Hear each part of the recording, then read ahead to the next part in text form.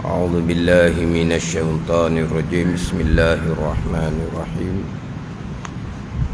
الحمد لله رب العالمين، والصلاة والسلام على سيد المرسلين وعلى آله وصحبه أجمعين. رب اشرح لي صدري ويسر لي أمري wahlul 'uqdatam min lisani yafqahu qawli. Subhanaka la ilma lana illa ma 'allamtana innaka antal alimul hakim.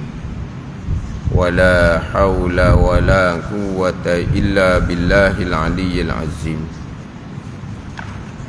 Kitab Penawar Bagi Hati, muka surat 61, baris yang ke-6 daripada atas. Baris yang ke-6 daripada atas. Qala al-muallifu rahimahullahu ta'ala wa nafa'ana bi'ulumihi amin.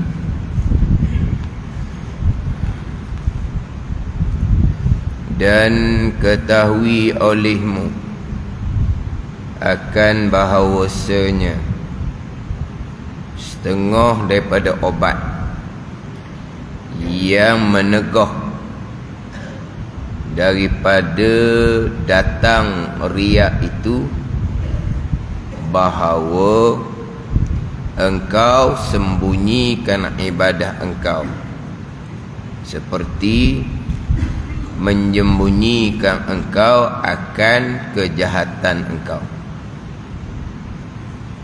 Dan bahawasanya harus menzahirkan akan ibadah supaya mengikut akan dia akan ibadah oleh manusia, dan supaya menggemarkan ia akan mereka itu akan manusia, dengan syarat bahawa ada ia seseorang ikhlas dan jauh daripadanya oleh riak. Dan ketahui olehmu akan bahawasanya setengah daripada obat yang menegah daripada datang riak, setengah daripada obat yang menegah daripada datang riak, setengah daripada obat. Ada bagai-bagai obat, bagai-bagai jalan untuk menegah daripada datang sifat riak. Ini setengah daripadanya, setengah daripada obat yang menegah daripada datang riak itu, bahawa engkau sembunyikan ibadah engkau. Yang terdahulunya macam mana untuk menegah daripada sifat riak. Yang terdahulunya adalah menegah daripada sebab yang menimbulkan sifat riak. Dahulu sudah bicara berkaitan dengan obat untuk menolak sifat riak ni. Terdahulunya kita kena tolak segala sebab riak. Itu di antaranya sebab riak, takut dicela, kasih akan dipuji, takut dicela, dan loba akan umpama harta, tamak kepada keduniaan, tidak zuhud daripada keduniaan. Itu tiga sebab yang menimbulkan sifat riak. Jadi macam mana nak untuk kawal hati kita daripada bersifat dengan sifat riak adalah kena tolak sebab riak terlebih dahulu. Itu bicara. Ni nak datangkan lagi ni, setengah daripada obat yang menegah daripada datang riak itu, bahawa engkau sembunyikan ibadah engkau, bandingannya seperti menyembunyikan engkau akan kejahatan engkau. Itu di antara jalan untuk kita menegah daripada datang riak. Buat ibadah bukan kerana Allah. Buat ibadah bukan kerana Allah. Di antaranya adalah kita menyembunyikan ibadah yang kita lakukan. Itu di antaranya. Walaupun sebenarnya riak ini, buat ibadah kerana Allah ni sama ada buat di hadapan orang ataupun di belakang orang. Di belakang orang sekalipun, buat ibadah dengan matlamat selain daripada Allah, itu dia panggil riak lah. Walaupun tidak di hadapan manusia, walaupun tidak di hadapan orang ramai. Contohnya yang saya tekan minggu lepasnya, tekan keikhlasan pada permulaannya adalah belajar ilmu agama. Niat belajar agama kerana Allah Subhanahu Wa Taala, jangan kerana selain daripada Allah, umpama dunia. Jadi kalau dia belajar, dia bersungguh-sungguh, bukan di hadapan orang, di belakang orang pun dia bersungguh-sungguh, tapi matlamat dia bukan kerana Allah, riak juga. Ada ni. Tapi yang lebih mendorong pada riak adalah apabila kita buat amal ibadah di hadapan orang. Tapi tidaklah kata sembunyikan ibadah maka tak ada sifat riak, bukan. Buat ibadah bukan kerana Allah, itu panggil riak, sama ada di hadapan orang ataupun di belakang orang. Terutama ketika di hadapan orang. Ketika di hadapan orang ni, maka buat ibadah, buat comel supaya orang puji. Itulah di antaranya. Ini setengah daripada obat untuk menegah daripada datang riak. Kawal supaya tidak kena riak daripada awal adalah kita sembunyikan ibadah engkau. Bandingannya seperti menyembunyi engkau akan kejahatan. Buat jahat sembunyi, buat baik pun sembunyilah. Buat jahat sembunyi kenapa? Kerana takut orang tahu dia ni orang yang jahat. Buat baik sembunyilah supaya oranglah tak memuji kerana kita melakukan ibadah. Tapi bukan semestinya ibadah ni sembunyi belaka. Sebab ibadah ni ada yang kita kena lakukan di hadapan orang ramai. Kita belajar di hadapan orang ramai. Kita sembahyang Jumaat ramai-ramai. Kita sembahyang Jumaat ramai-ramai. Nak sembunyi macam mana? Tapi memang ni sebahagian daripada ibadah memang diafdalkan kita buat di rumah. Diafdal kita buat di rumah. Sembahyang sunat afdal di rumah. Membaca Al-Quran berzikir afdal di rumah. Pandai ni. Afdal di masjid lah boleh i'tikaf. Afdal di sudut boleh i'tikaf. Tetapi yang lebih afdal sebenarnya adalah di rumah. Supaya rumah kita tu dipenuhi dengan nur ibadah, cahaya ibadah. Ni buat ibadah di masjid, di rumah tu tak ada perkara lain, hiburan. Jadi muk ngayah duduk di masjid. Hak di rumah tu dengan drama, dengan lagu, dengan drama, dengan lagu. Ada ni di rumah kita tu.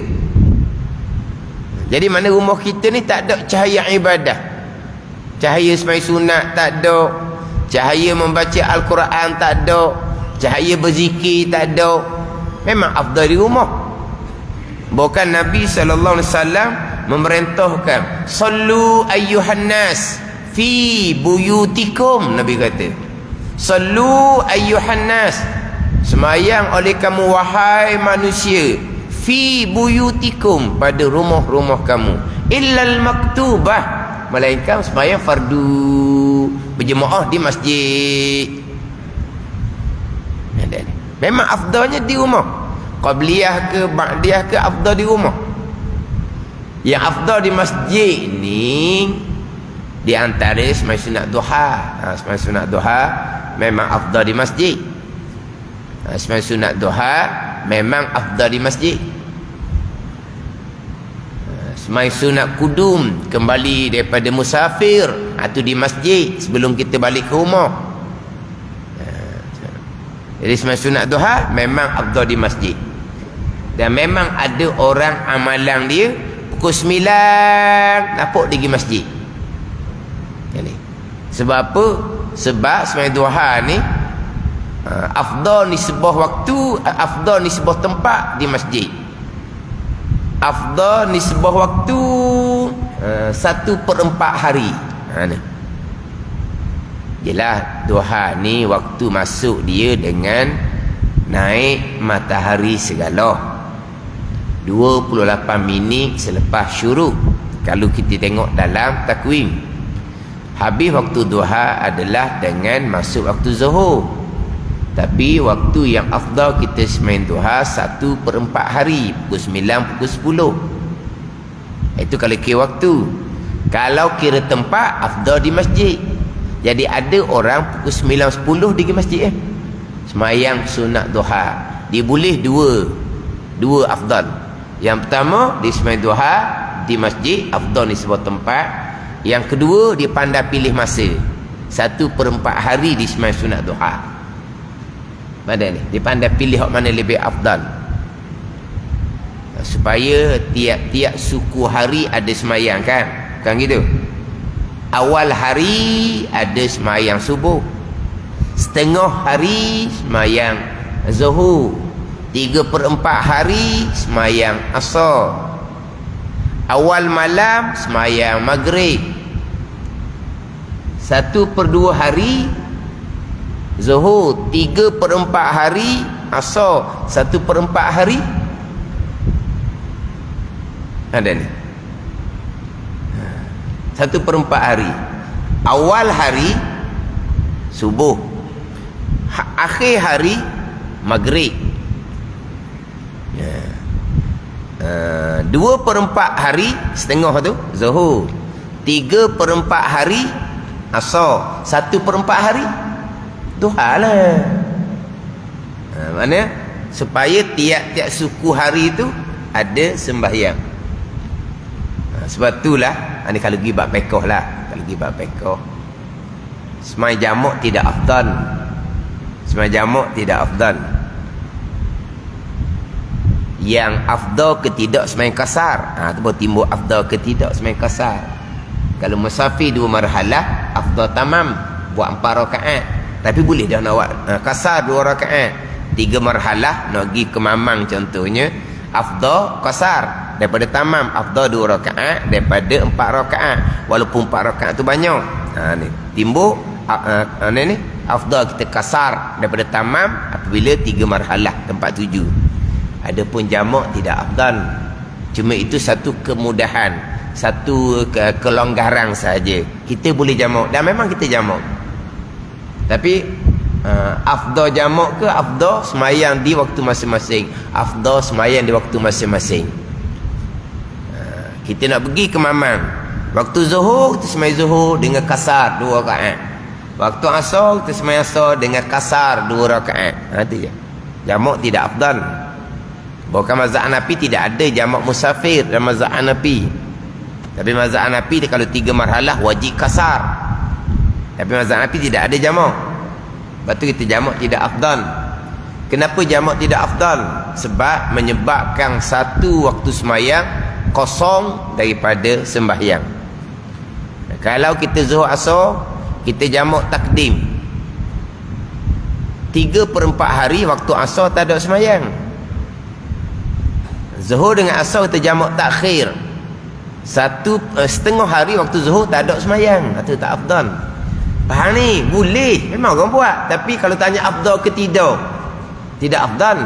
Tapi boleh. Sebab bila kita jamak menyebabkan satu waktu sembahyang tidak ada sembahyang.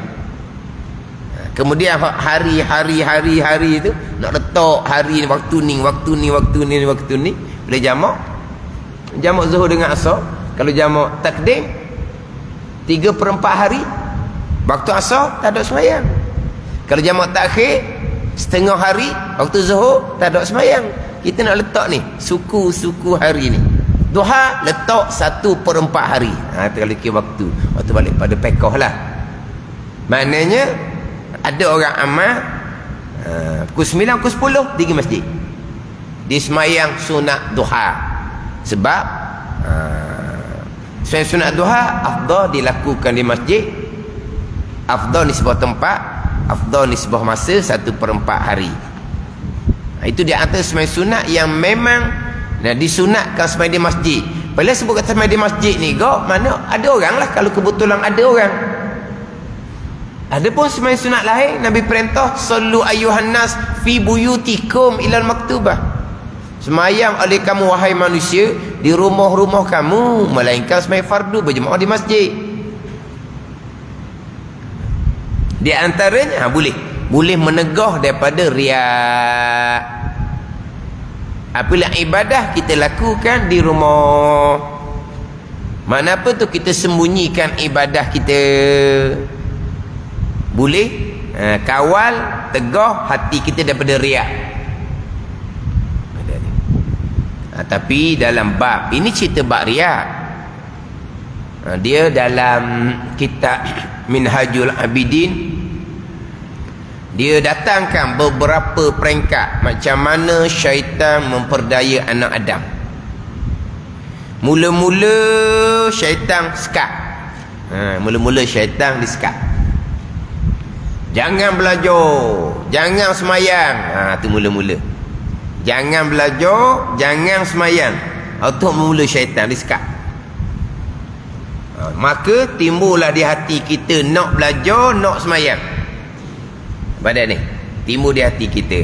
Sebab tiap-tiap anak Adam dijadikan satu malaikat mulhimun. Tiap-tiap anak Adam dijadikan satu syaitan bernama waswasun.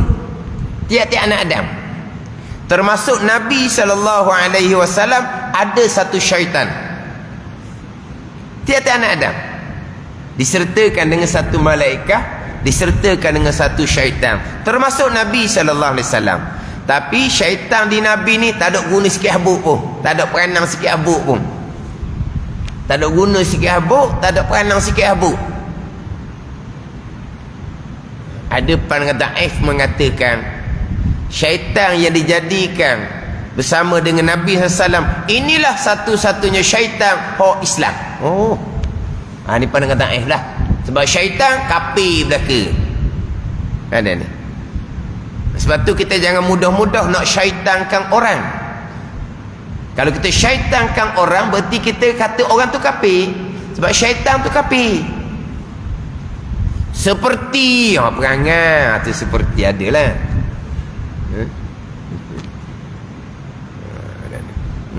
Seperti tu adalah. Sebagaimana orang yang nak melintasi orang semayang tu, Nabi suruh sekat, Nabi suruh tolak. Sebab apa? Syaitan, Nabi kata. Seperti syaitan. Sebab syaitan kafir. Syaitan yang ni seperti syaitan. Orang semayang nak melintah di hadapan, seperti syaitan. Gitu. Tapi Nabi kata syaitan, yakni seperti syaitan. Jadi ada pandangan itu, pandangan daif lah. Jangan duk cerita masuk FB pula ada syaitan yang Islam. Tu nak cari balah lah ke tu, tak payahlah. Kita ni kadang-kadang pelik-pelik tu kita nak timbul tu, timbul nama, tak payah. Bukan semua ilmu kita nak share. Adakah kamu mengetahui sebenarnya ada satu syaitan yang Islam? Susah lalu. Orang pun tak serang. Hoi, kamu ni mana ada syaitan Islam? Kita pun nak tunjuk. Itulah aku ngaji pandamu tak belajar. Anak tu sebenarnya tak payah. Itu pandangan daif pun. Itu pandangan daif. Tapi adalah pandangan. Sebab nak ceritanya, tiap-tiap anak Adam dijadikan satu malaikat, satu syaitan, termasuk Nabi SAW. Tapi syaitan di Nabi ni langsung tak ada peranan, tak gerak langsung lah kita kata. Jadi hak dua ni lah duduk ni. Syaitan yang bernama mulhimun sentiasa ilhamkan kebaikan. Syaitan yang bernama waswasu ni sentiasa tarik pada kejahatan. Ni hak tetap dah ni. Hak syaitan hak lain-lain tu, hak tu hak luar pula. Hak tetap dah ni. Sebab itulah orang yang jauh daripada agama, hati dia mari sokmo tu. Tak jadi gini ni, umur bertambah tua ni. Contohnya mati bila masa ni dia mari lintasan, tapi tak layang. Lintasan tu mari mana tu? Malaikat mulhimun yang berperanan, dia ilhamkan kebaikan. Umur meningkat ni, kawan-kawan dia dah mati ni, kamu bila lagi nak berubah? Pada ni mana orang yang bertaubat kemudian tu bukan bangun pagi celek-celek nak bertaubat, bukan. Cetusan kebaikan dia lama dah duduk mainnya. Cetusan kebaikan lama dah, lama-lama bertambah kuat. Dia pun lama-lama bertambah tertarik. Tapi hak syaitan ni duduk jaga ni orang dia ni. Pada ni belawang lah syaitan duduk jaga orang dia ni. Tapi mana cetusan kebaikan tu bertambah kuat. Ni main mana tu? Cetusan daripada malaikat mulhimun dia panggil. Alhamdulillah, jadi berubah jadi baik. Baik ini godaan pada kejahatan tak ada ke? Kita di masjid ni tak ada di hati godaan kejahatan sentiasa. Itu syaitan yang bernama waswasun. Dalam keadaan kita jauh daripada agama, mari cetusan kebaikan. Perlahan. Berubah dah kepada kebaikan. Godaan kejahatan ni sepanjang masa ada ni. Kesolid lalu dah kita ni. Bertaubat saja, hati kita tetap solid. Dah. Berbolak-balik sentiasa ni hati ni. Ni syaitan dan waswasun. Ada ni. Jadi permulaannya tak ada, belajar tak ada, semayang tak ada. Bila mari cetusan kebaikan tu, marilah telita. Tak jadi ni, nak kena kembali pada agama, kena belajar, kena semayang. Ni timbul dah ni. Cetusan daripada tertarik dah kepada cetusan kebaikan daripada malaikat. Syaitan goda pula. Tak apalah, nantilah. Tak apa nak jadi baik, tapi nantilah dulu. Awal-awal tak ada langsung kebaikan di hati. Tak ada nak kebaikan, tak ada di hati awal-awal. Mana memang dunia semata-mata, berpoya-poya semata-mata. Tak ada mikir pun bab akhirah, tak ada mikir pun bab dosa pahala, tak ada. Bila mari di hati mikir nak kembali pada agama, nak belajar, nak semayang, nak beramal, syaitan kata, dulu, tunggu dulu, nantilah, nanti. Muda lagi ni, tua sikit. Pada ni dia suruh tangguh. Awalnya tak ada langsung, timbul di hati nak kembali kepada ketaatan. Syaitan kata, tangguh. Dok lekat. Hak syaitan suruh tangguh ni tak jadi tangguh-tangguh. Tak jadi tangguh-tangguh. Tengok kawan mati apa semua tak jadi, nak segera. Pada ni tak apa, molek. Molek segera wak amal. Gitu. Wak amal sudahlah, wak amal. Payah apa, jangan belajar lah. Ni itu tu pula. Pada ni dia dan kita minat tu, dia cerita 7 step, 7 tangga, 7 satu. Nak wak amal dah. Wak amal. Belajar apanya wak amal? Pada ni tak boleh wak amal tak belajar ni. Kena belajar akidah, kena betul semayang bang, kena betul hati, kena baik. Pada ni belajarlah. Akhirnya belajar bukan fardu ain tauhid pekot tasawuf. Pergi belajar dah hujur pakai. Kenalah pula fardu ain tauhid pekot tasawuf. Dia pusing pula. Tu baru tak ada orang lain dah baiknya, kamu je baik. Kau tu pula. Orang lain tu belajar sangat, tapi fardu ain tak ada. Nampak je belajar orang lain, jahil belaka fardu ain. Kamu best. Sebab apa? Kamu belajar fardu ain, tak ada dah orang hak betul perjalanan belajar, kamu je lah. Ni setangga. Belajar ada ilmu, wa amma molek. Molek wa amma. Orang amal duk tengok. Macam mana orang belajar fardu ain sembahyang dicomel macam. Awak comel macam orang mah tengok. Tu. Seperengkat. Akhirnya sembahyang di rumah, sembunyikan ibadah. Sembahyang di rumah, sembunyikan ibadah. Syaitan pun mari pula. Ni baru orang hebat. Di masjid ada orang boleh buat, di rumah tak ada orang boleh buat sama macam di masjid. Orang lain tak ada boleh buat gitu. Orang lain ni di masjid je nampak rajin buat ibadat sembahyang sunat, di rumah tak buat tau. Oh tapi kamu bagus, di rumah tak ada orang pun kamu boleh buat ibadah. Tengok. Ada ni. Ni kita kira dunia tempat ujian. Dunia tempat ujian. Bukan tempat bersenang-lenang, bukan. Ada ni atas dunia. Sekarang ni sembunyi ibadah, sembahyang di rumah, baca Quran di rumah, tertegah daripada datang riak, datang ujuk pula. Kau dah jaga molek. Mana kita ni orang hebat lah. Sebab di rumah pun kita boleh buat ibadah walaupun tak ada orang. Hebat kita. Ni mari ujuk pula. Mana?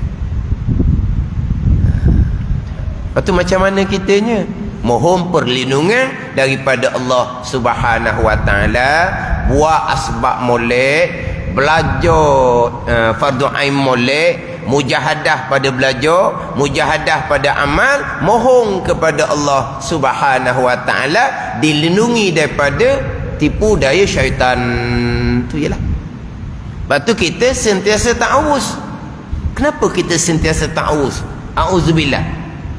Sebab kita mohon perlindungan dengan Allah Subhanahu Wa Taala. Tapi nak mohon perlindungan dengan Allah, buat asbab dulu molek. Ta'awuz, minta berlindung dengan Allah Subhanahu Wa Taala daripada syaitan. Tapi pegangan kita pegangan yang terpesong. Syaitan gelak ketawa saja. Minta berlindung dengan Allah daripada syaitan. Tapi sembahyang bang kita tanpa ilmu, syaitan gelak ketawa. Kita minta berlindung dengan Allah daripada syaitan yang direjam. Tapi hati riak, wujud takabur. Takabur tu sifat iblis dah. Syaitan kan ketawa. Jadi nak mohon kepada Allah, buat jalan molek. Iyyaka na'budu wa iyyaka nasta'in. Akan dikau kami sembah, barulah akan dikau kami minta pertolongan. Kita mengabdikan diri akan Allah, kita berjalan dengan jalan yang betul. Lepas tu wa iyyaka nasta'in, barulah kita mohon kepada Allah Subhanahu Wa Taala. Kalau mohon tanpa jalan pengabdian diri kepada Allah, tu tak jadi gitu. Iyyaka na'budu wa iyyaka nasta'in. Akan dikau kami sembah, kami mengabdikan diri akan dikau. Nak sembah akan dikau ni taat zahir dengan ilmu, taat batin dengan ilmu. Barulah kita mengabdikan diri akan Allah Subhanahu Wa Taala. Lepas tu kita minta, kita mohon kepada Allah Subhanahu Wa Taala. Sebab tu kalau kita belajar ilmu fardu ain ni, jelah mana jalanan tu terang. Tanpa ilmu kau belajar sendiri pun ilmu ada, amal. Tapi ilmu yang ilmu asas lah ni, ilmu fardu ain. Kalau dak ilmu fardu ain tak bicara lah tunya. Nak bicara macam mana? Kalau kita tak dahulukan ilmu pegangan, kita nak bicara macam mana? Tak ada bicara bab perjalanan ibadah, tak ada. Kalau tanpa ilmu pegangan, kemudian disusuli dengan ilmu fiqh fardu ain, ilmu tasawuf fardu ain, itu jalan dia dah, tak ada jalan lain. Itu jalan dia. Ada ni. Dan macam kitab Minhajul Abidin tu, nak cerita bab aqabah perengkat. Yang pertama aqabatul ilmi, ilmu yang pertama.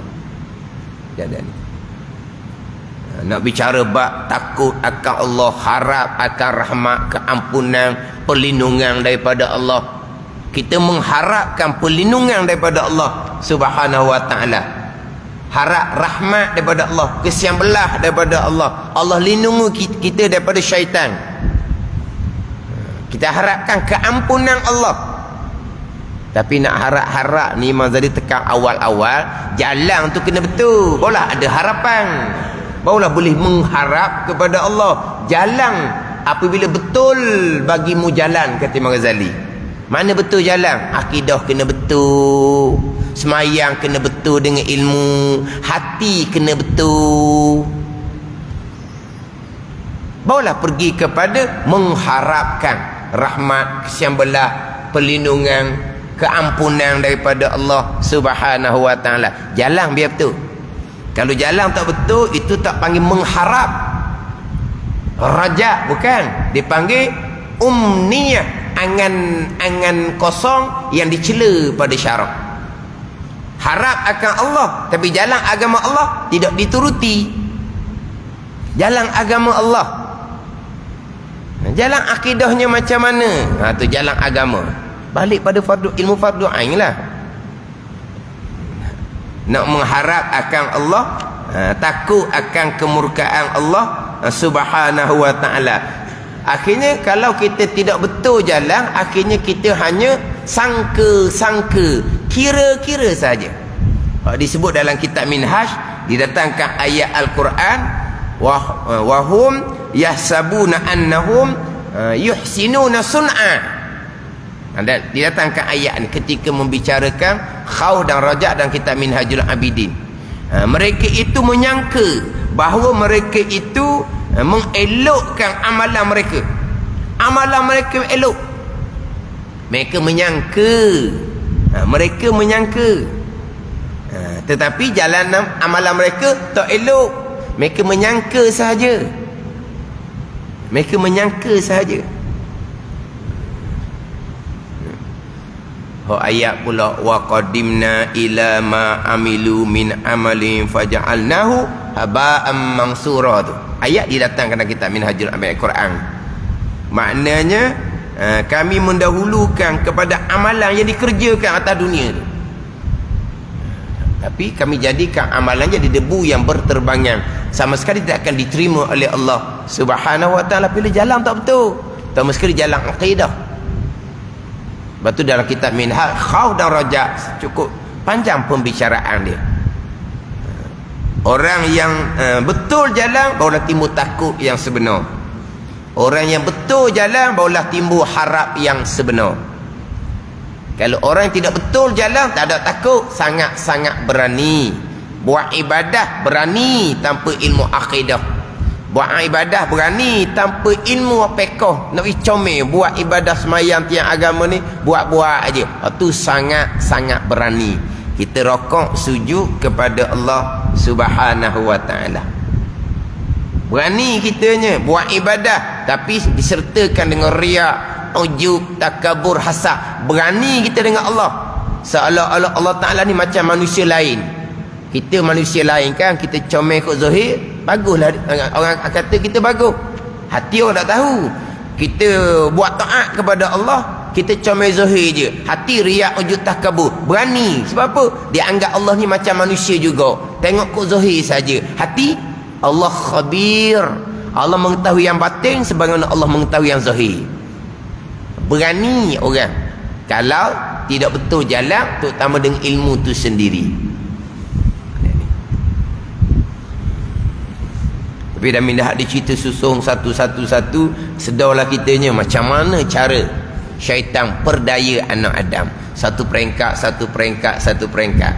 Ni nak selesai riak, sembunyikan ibadah. Lepas tu ujub macam mana pula? Kena jaga pula situ.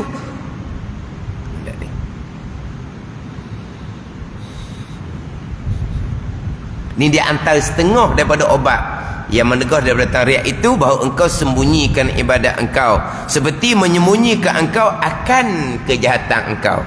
Perkara jahat kita sembunyikan. Ada orang yang menzahirkan kejahatan.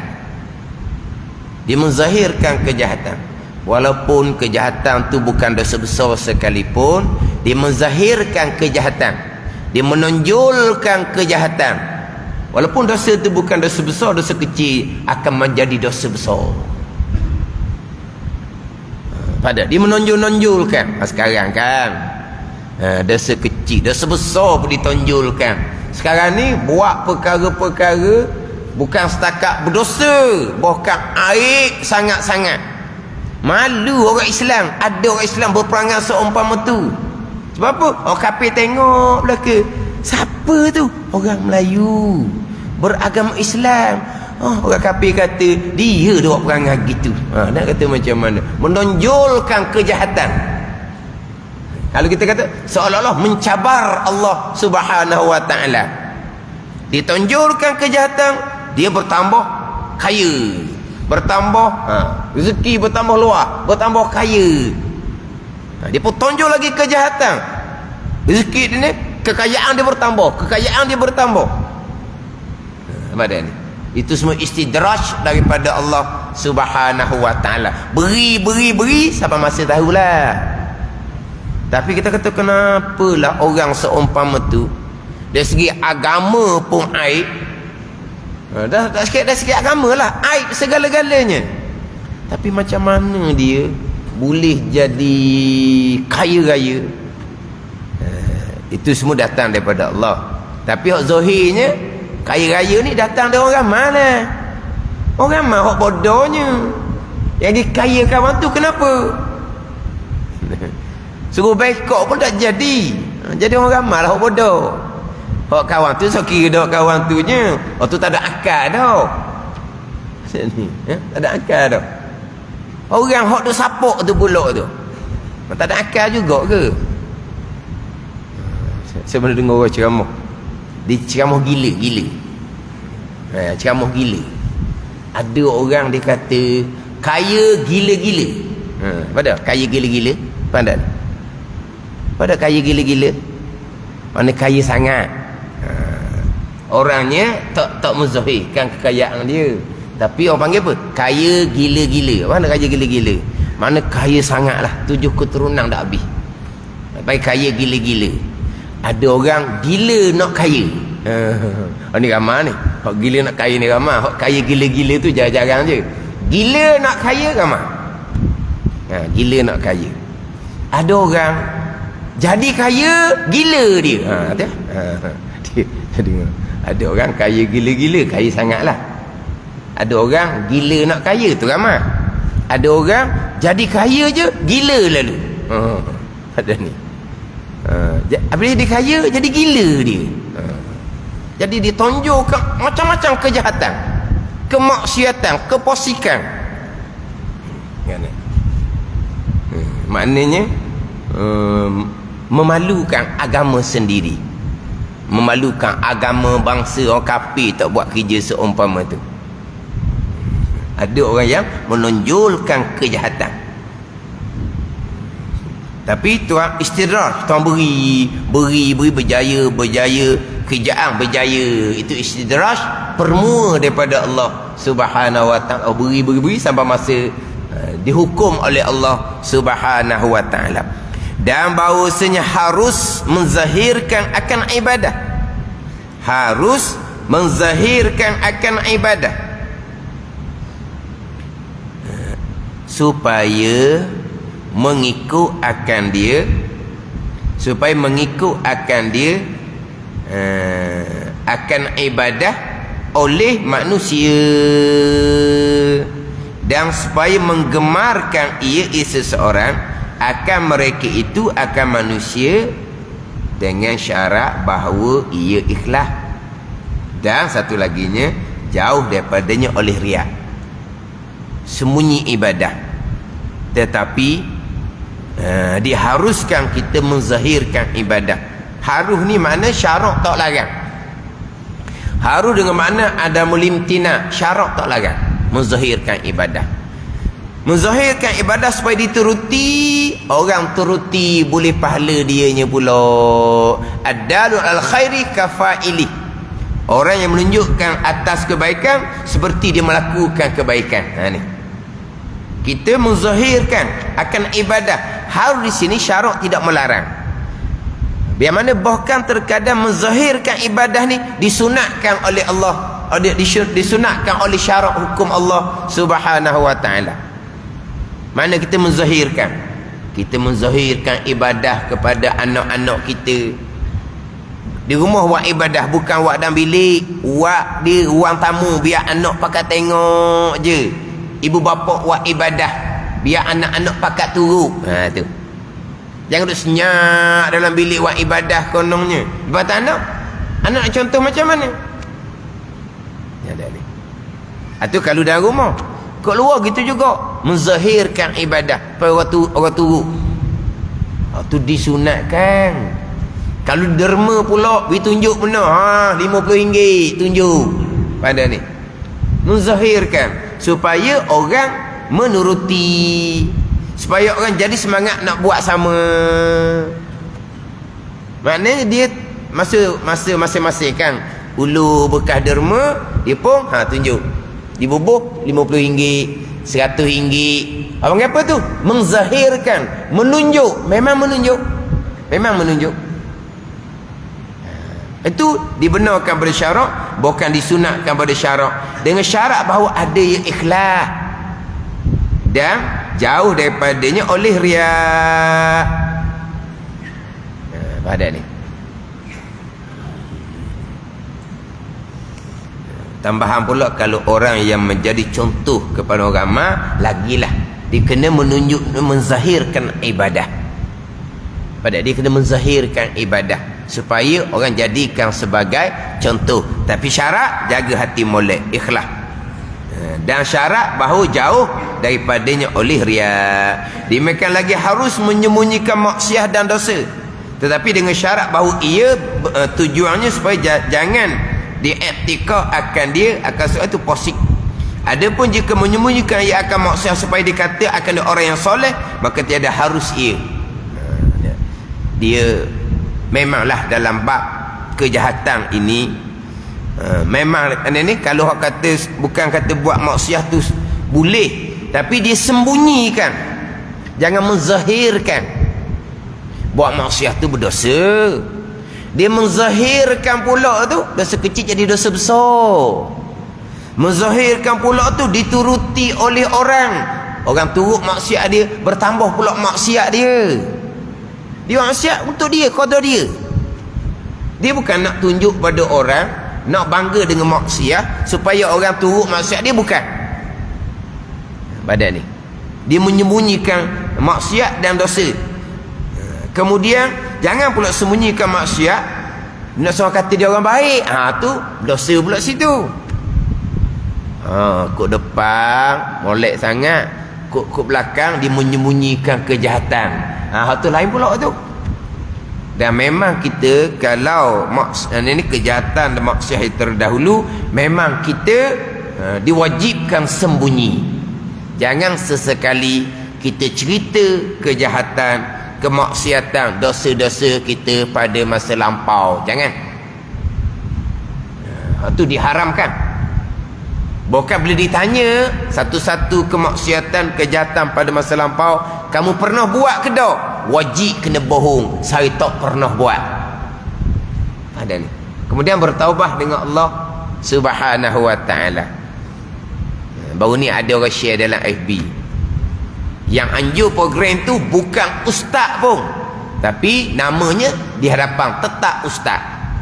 Bukan ngaji agama pun, tak ada latar belakang ngaji agama pun, tapi namanya digelar sebagai ustaz. Buat satu program, masing-masing mengaku kejahatan masing-masing. Isteri mengaku isteri ni mengaku macam mana dia suka pada lelaki yang lain begini di hadapan orang ramai. Ini kejahatan orang jahil. Tapi sejahil-jahil manusia ni dipanggil dengan ustaz. Di program penuh orang ramai cerita kemaksiatan, kejahatan. Itu diharamkan oleh Allah Subhanahu wa taala. Dan ada pun meninggalkan taat kerana takut akan riak, maka tidak harus akan dia, bukan adalah ia masuk dalam riak. Janganlah kerana takut riak kita pun tinggal ketaatan kita kepada Allah. Ada ni. Kenapa? Tak pernah nampak pun datang berjemaah. Kalau saya datang berjemaah kan takut riak. Gitu pula. Kenapa tak ada nampak mari belajar? Nanti kan saya belajar kan takut timbul riak. Itu tidak diharuskan bahkan adalah ia masuk dalam riak juga. Berkata Fudail rahimahullahu ta'ala, Fudail bin Iyad, ar-riya tarkul amali khaufan minar riya.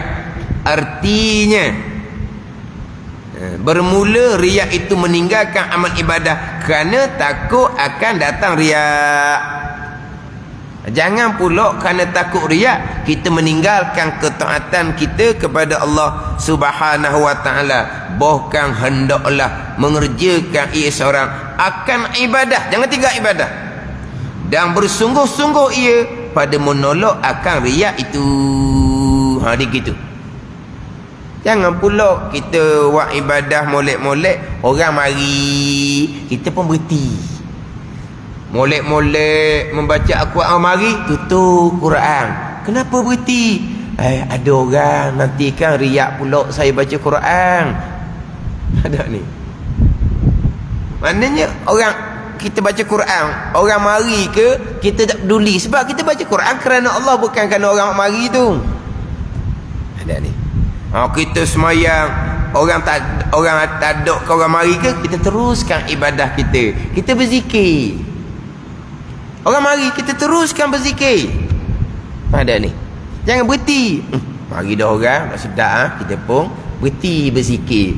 Kenapa berhenti berzikir? Nanti kan riak. Jangan tinggal ibadat ketaatan kerana takut akan riak, itu tidak diharuskan. Tuan-tuan macam mana? Teruskan buat ibadah dan bersungguh-sungguh ia pada menolak akan riak itu. Dia mari ni kadang-kadang orang mari dah kita comel bacaan kita. Orang mari dah kita comel semayang kita. Orang mari dah kita comel sikit zikir kita. Ada mari lintasan, tolak riak tu. Bersungguh-sungguh dan bersungguh-sungguh ia pada menolak akan riak. Kena mujahadah ni. Hak batin ni memang kena mujahadah. Macam saya sebut semula, hak zahir kita belajar molek bab semayang kita comel lah. Kena sungguh juga nak jaga semayang. Mudah je semayang.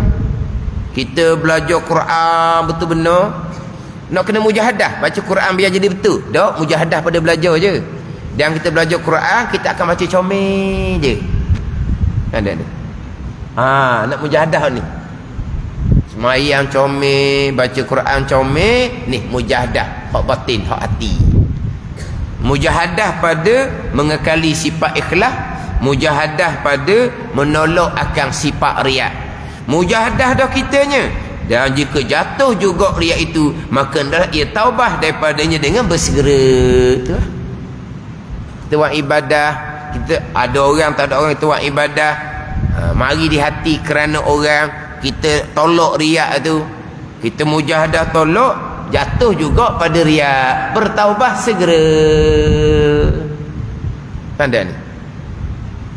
Kemudian kita mujahadah pula jaga hati, mari riak pula, kita bertaubah segera. Innallaha yuhibbut tawwabin. Allah Ta'ala kasih kepada orang yang banyak bertaubah. Mujahadah jaga hati daripada riak, berlaku juga riak, bertaubah segera.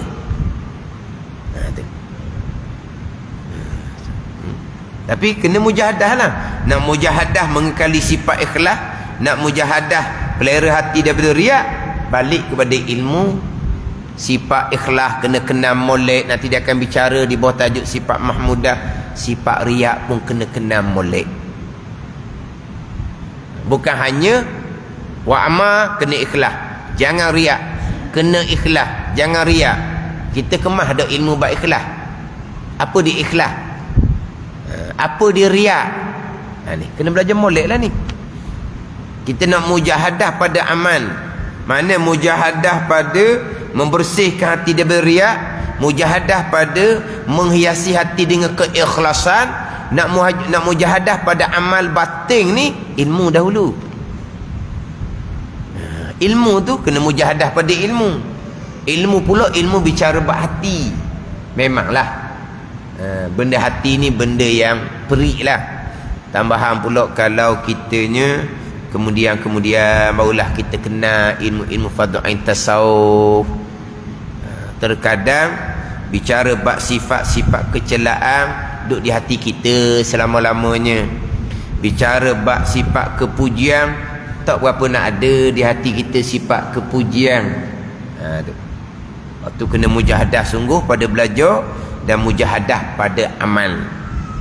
Mujahadah pada membersihkan hati daripada sifat kecelaan, mujahadah pada menghiasi hati dengan sifat kepujian. Nak mujahadah pada membersihkan hati daripada sifat kecelaan, ni dan kita pernah bagi hati ni. Selesai 10 sifat kecelaan. Satu-satu sifat kecelaan kita kena masuk molek. Kena lumak molek. Nanti dia akan masuk pula kepada 10 sifat kepujian. Nak kena mujahadah menghiasi hati dengan sifat kepujian. 10 sifat kepujian nanti kena hadam molek, kena lumak molek satu-satu sifat kepujian. Itu ilmu dan mujahadah kepada amal. Wallahu a'lam. Kitab yang ketiga pada menyatakan segala perangai di sifat hati yang dipuji. Wallahu a'lam tadi tu ayat kita. Bukan wallahu a'lam saya lagi ni, tak habis lagi. Tadi ada wallahu a'lam ayat kita ni. Maka hendaklah ia taubat daripadanya, daripada riak dengan bersegera wallahu a'lam. Kitab tulis, kita baca dulu. Kitab yang ketiga pada menyatakan segala perangai di sifat yang dipuji. Ketahui olehmu bahawasanya perangai dipuji itu banyak, dan menyebut oleh hamba di sini, kata almarhum Syekh Abdul Qadir Al-Mandili, akan 10 perkara, 10 sifat kepujian. Taubah, khauf, zuhud, sabar, syukur, ikhlas, tawakul, kasih akan Allah, redha dengan qada Allah, ingat akan kematian. 10 sifat kepujian yang didatangkan dalam kitab penawar bagi hati. Wallahu a'lam. Bismillahirrahmanirrahim. Alhamdulillahirabbil alamin. Wassalatu wassalamu ala sayyidil mursalin wa ala alihi wa sahbihi ajma'in. Allahumma iftah alaina futuhal arifin.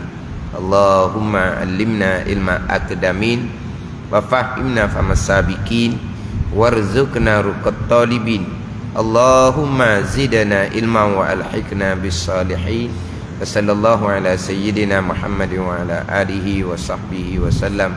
Walhamdulillahirabbil alamin.